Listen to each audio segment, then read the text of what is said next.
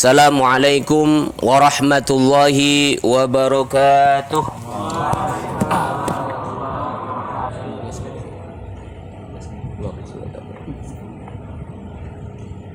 Alhamdulillahilladzi ja'alana minan nasihin wa afhamana min ulumil ulama'ir rasikhin. Wassalatu wassalamu ala man nasakha dinuhu wa adyanal kafarati talihin wa ala alihi wa ashabihi alladhina kanu bitamassuki syari'atihi salihin, amma ba'd. Laqad qala Allah ta'ala fi kitabihil karim, a'udzu billahi as-sami'il 'alim minasy syaithanir rajim, bismillahir rahmanir.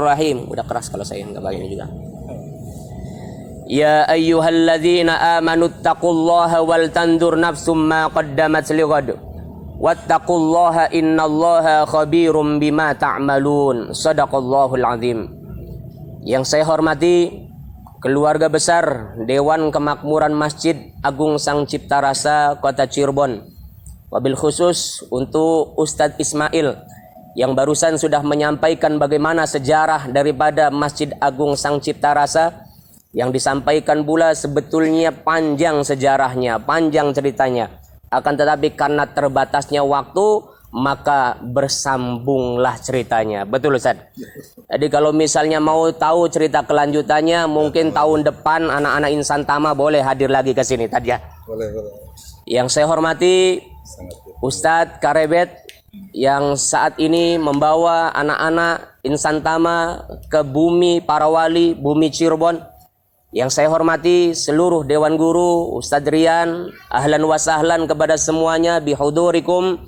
Inilah bumi Cirebon, inilah bumi Sunan Gunung Jati, yang pada hakikatnya sebetulnya kalau saudara-saudara sekalian tahu, Sunan Gunung Jati itu merupakan cucu daripada Prabu Siliwangi. Dan Prabu Siliwangi pusat kerajaannya di Bogor, Pakuan. Jadi kita ini kedatangan kakek kita sendiri, Kang Ismail sebetulnya. Pernah tahu atau belum kawasan Pakuan? Pakuan itulah yang dulu menjadi pusat kerajaan Pajajaran. Yang di sanalah berkuasanya kakek daripada Sunan Gunung Jati, itulah yang disebut dengan Prabu Siliwangi. Lalu bagaimana kemudian Sunan Gunung Jati bisa terdampar kemudian di bumi Cirebon? Nah, ini panjang juga ceritanya. Cuma siap atau tidak teman-teman semua di sini dengerin cerita sampai subuh? Siap? Ya sayanya yang nggak siap cerita sampai subuh, emang nggak capek. Saudara, Prabu Siliwangi kita tahu itu adalah Raja Mahadiraja yang menguasai kawasan Pajajaran yang sekarang disebut dengan kawasan Jawa Barat. Pusatnya ada di Pakuan, Bogor. Yang pada saat itu wilayah kekuasaannya di semenanjung dari wilayah utara sampai wilayah selatan kawasan Jawa Barat hingga berbatasan dengan Jawa Tengah yang sekarang disebut dengan Brebes. Pada saat itu Prabu Siliwangi sedang mengadakan kunjungan di wilayah-wilayah kekuasaannya, hingga sampai kemudian Prabu Siliwangi di kawasan Karawang. Karena ia mendengar bahwasanya di sana ada orang membawa agama baru, yakni agama Islam yang namanya Syekh Kuro. Karena penasaran, Prabu Siliwangi sendiri beragama Hindu. Ini kok ada orang yang mengaku sebagai orang yang membawa agama baru, yakni agama Islam. Karena Prabu Siliwangi penasaran, apa sih agama Islam? Siapa sih yang membawa agama Islam? Maka kemudian diketahui oleh Prabu Siliwangi itu adalah Syekh Kuro di kawasan Karawang. Ketika itu Syekh Kuro sudah mempunyai banyak santri, sudah mempunyai banyak murid. Dan di antara muridnya adalah Nyimas Subang Larang. Dan pada saat itu pula ternyata pada pandangan pertama Prabu Siliwangi jatuh cinta dengan Nyimas Subang Larang. Hingga kemudian Prabu Siliwangi meminta izin kepada Syekh Kuro, saudara, untuk menikahi santrinya yang bernama Nyimas Subang Larang. Akan tetapi karena pada saat itu Prabu Siliwangi masih menganut Hindu, sementara di dalam Islam sendiri diharamkan seorang muslimah menikah dengan laki-laki kafir, maka Syekh Kuro meminta kepada Prabu Siliwangi untuk mengucapkan 2 kalimat syahadat terlebih dahulu, alias diminta untuk masuk Islam. Kira-kira sampai di sini jelas atau tidak? Paham atau tidak? Ngerti atau tidak? Apanya? Keder. Saya kalau cerita kemana-mana, ceramah kemana-mana, Ustaz Ismail, sampai di sini jelas atau tidak, Bapak Ibu? Jelas, Ustaz. Paham atau tidak? Paham. Apanya? Ya itunya. Itunya. Anunya. Hingga akhirnya Prabu Siliwangi mengucapkan 2 kalimat syahadat. Dan ini menjadi dasar bahwasanya sebetulnya Prabu Siliwangi itu kemudian memeluk Islam. Jadi sejarah yang selama ini beredar bahwasanya Prabu Siliwangi itu penganut Hindu, Prabu Siliwangi itu sebagai penganut non-muslim, hoax semuanya. Karena didasari bagaimana pernikahan Prabu Siliwangi dengan Nyi Mas Subang Larang. Kalau Prabu Siliwangi belum menjadi muslim, maka tidak mungkin Prabu Siliwangi menikahi Nyi Mas Subang Larang yang merupakan santri daripada Syekh Kuro. Singkat cerita, ketika Prabu Siliwangi menikah dengan Nyi Mas Subang Larang, dikaruniai 3 orang anak. Yang pertama namanya Pangeran Cakrabuana, yang kedua namanya Nyi Mas Rara Santang, yang ketiga namanya Raden Kian Santang.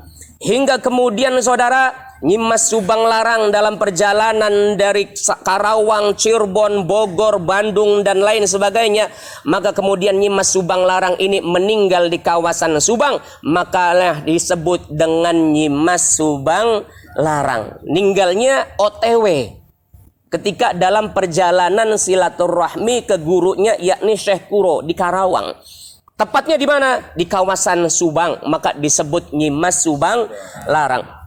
Hingga akhirnya ketiga-tiga anak Prabu Siliwangi dari pernikahannya dengan Nyi Mas Subang Larang ini beranjak dewasa. Pangeran Cakrabuana, Nyi Mas Rara Santang, termasuk juga Raden Kian Santang beranjak dewasa. Kemudian ketiganya melaksanakan ibadah haji ke tanah suci. Karena zaman dulu yang namanya haji nggak kayak sekarang. Berangkat haji cuma sebulan 40 hari selesai. Zaman dulu haji itu berbulan-bulan, bahkan bertahun-tahun saudara. Hingga ketiganya berangkat haji, pamitan kepada orang tuanya, kepada Prabu Siliwangi. Berangkat hajilah ini Pangeran Cakrabuana, Nyi Mas Rara Santang dan Raden Kian Santang. Ketika berangkat haji, selesai melaksanakan prosesi ibadah haji, Pangeran Cakrabuana balik lagi ke Cirebon, termasuk juga Raden Kian Santang pulang lagi ke Cirebon. Ada 1 anak Prabu Siliwangi yang tidak langsung pulang ke Cirebon, itulah Nyi Mas Rara Santang. Hingga kemudian ternyata di sana kenapa Nyi Mas Rara Santang tidak pulang ke Cirebon? Karena ternyata di sana ada seorang anak Raja Mesir yang bernama Raja Abdullah yang ternyata jatuh cinta kepada Nyi Mas Rara Santang. Hingga kemudian menikahlah Raja Abdullah dengan Nyi Mas Rara Santang. Berarti di sini ada 2. Yang pertama anak raja, yang kedua anak raja. Raja Abdullah merupakan anak raja Mesir. Nyi Mas Rara Santang merupakan putri daripada Raja Prabu Siliwangi. Menikahlah keduanya. Hingga kemudian dikaruniai 2 orang anak. Yang pertama namanya Syarif Hidayatullah, yang kedua namanya Syarif Nurullah. Sampai di sini paham atau tidak? Jelas atau tidak? Ngerti atau tidak? Apanya? Saudara, hingga kemudian keduanya beranjak dewasa. Jadi Prabu Siliwangi punya cucu namanya Syarif Hidayatullah dan Syarif Nurullah. Dan Syarif Hidayatullah inilah yang di kemudian hari disebut dengan Sunan Gunung Jati. Ternyata Sunan Gunung Jati ini di tempat pendidikannya, khususnya pendidikan Al-Quran, pendidikan sunnah Nabi, pendidikan Islam, bukan di Cirebon, tapi di Mesir. Hingga kemudian singkat cerita ketika beranjak dewasa, yang pertama kali membangun kerajaan Islam di bumi Cirebon ini adalah paman daripada Sunan Gunung Jati, itulah Pangeran Cakrabuana. Cakrabuana. Pangeran Cakrabuana ketika sudah beranjak membesar ini kerajaan Cirebon, ada panggilan dari wilayah Banten. Konon katanya masyarakat Banten juga mau mengenal Islam, mau juga kemudian di sana disebarkan dakwah Islam. Sebelum Pangeran Cakrabuana mendakwahkan Islam di bumi Banten, Pangeran Cakrabuana mengirim surat kepada Syekh Syarif Hidayatullah agar pulang ke Cirebon karena pamannya mau hijrah ke Banten untuk mendakwahkan agama Allah Subhanahu wa ta'ala. Hingga kemudian Syarif Hidayatullah yang merupakan keponakan daripada Pangeran Cakrabuana pulang ke Cirebon dan melanjutkan perjuangan daripada pamannya,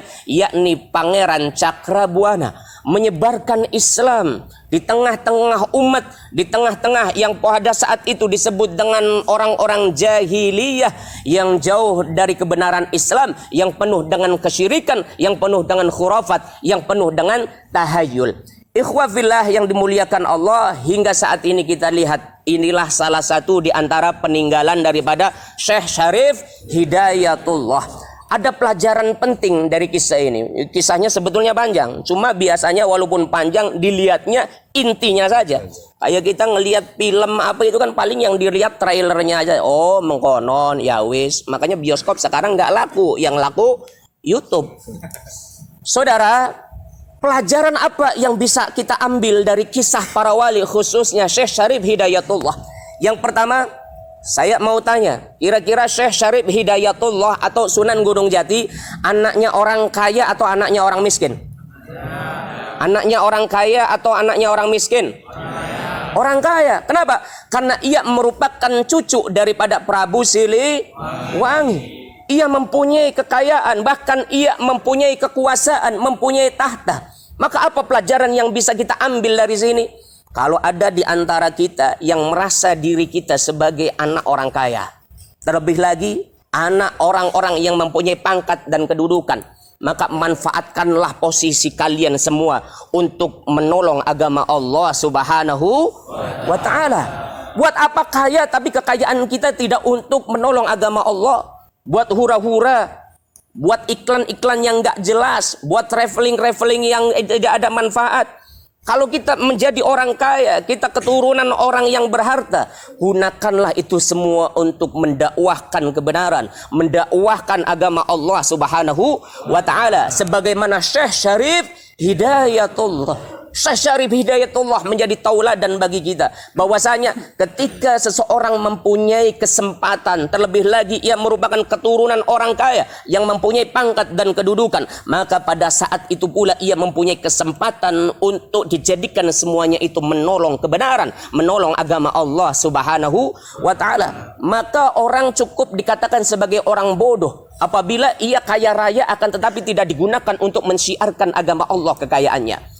Orang mempunyai pangkat dan kedudukan akan tetapi tidak digunakan pangkat dan kedudukannya untuk menolong agama Allah Subhanahu wa ta'ala. Justru sebaliknya, kekayaannya, pangkat, kedudukannya, harta materi yang dimilikinya digunakan untuk menghalang-halangi dakwah Islam, digunakan untuk menghalang-halangi tegaknya agama Allah Subhanahu wa ta'ala. Sebagaimana tadi dijelaskan siapa itu Menjangan Wulung. Ternyata Menjangan Wulung itu adalah tokoh daripada orang non-muslim yang tidak suka dengan dakwah yang begitu masif yang dilakukan oleh Sunan Gunung Jati, sehingga merasa risih dengan suara adzan, merasa tidak nyaman ketika berbondong-bondong banyak orang masuk Islam, sehingga kemudian coba meracun muadzin, sehingga itulah yang kemudian menjadi sejarah kenapa di Masjid Agung Sang Cipta Rasa ini dilakukan adzannya 7 kali atau 7 orang ya.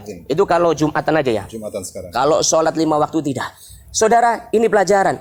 Jadi pelajaran orang kaya, orang mempunyai kekuasaan. Kalau dulu itu ada namanya Nabi Sulaiman. Nabi Sulaiman dengan kekayaannya, dengan kekuasaannya digunakan untuk menolong agama Allah Subhanahu wa ta'ala. Jadi ketika kita berbicara penguasa, berbicara raja, ada 2 tauladan. Kalau kita mau mencontoh Nabi Sulaiman, gunakanlah kekayaan kita, gunakanlah kekuasaan kita, pangkat dan kedudukan yang kita punya, gunakan untuk menolong agama Allah Subhanahu wa ta'ala. Terlebih lagi kita saat ini di kawasan Sunan Gunung Jati, kita pun bisa mencontoh dari beliau. Yang kedua, contoh tauladan daripada orang-orang yang mempunyai pangkat dan kedudukan, mempunyai harta kekayaan, itu seperti halnya Fir'aun. Kalau Nabi Sulaiman punya kekuasaan, digunakan kekuasaannya untuk menolong agama Allah. Tapi Fir'aun mempunyai kekuasaan, mempunyai pangkat dan kedudukan, mempunyai kekayaan yang begitu banyak, luar biasa. Akan tetapi digunakan semuanya itu untuk menghalang-halangi kebenaran, menghalang-halangi dakwah, menyeru pada ketauhidan, kepada syariat Allah Subhanahu wa ta'ala. Maka ambil hikmah daripada ziarah saudara-saudara sekalian dari teman-teman Insan Tama Bogor, yang sebetulnya ini merupakan kawasan kalian sendiri. Kalian dari Bogor dan ini wilayah daripada cucu Prabu Siliwangi yang kerajaannya berpusat di Bogor. Jadikan ini agar kemudian kita semakin belajar, semakin paham. Bukan hanya kemudian kita touring biasa, bukan hanya sekedar kita jalan-jalan biasa. Ambil hikmah dari semuanya agar kemudian kita menjadi orang-orang yang mendapatkan manfaat dari setiap hembusan nafas yang kita keluarkan. Semoga ada faedah, semoga ada manfaatnya.